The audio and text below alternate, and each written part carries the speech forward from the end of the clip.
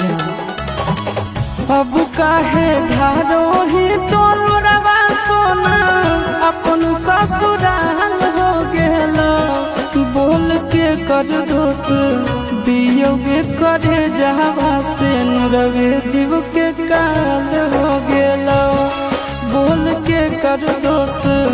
दियोगे करे जहवा से नुरवे जीव के काल हो गेला।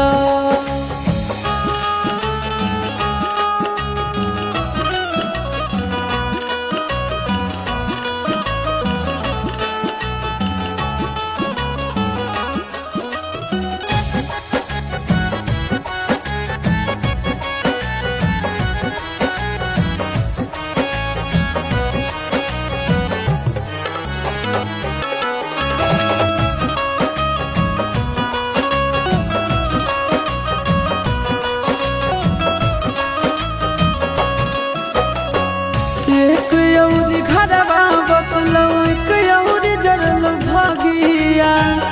एक औरी फुलवा बरसो एक औरी लगलो आगिया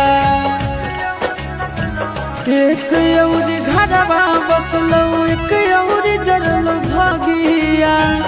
एक औरी फुलवा बरसो एक औरी लगलो आगिया अपने होलो तोर परिवार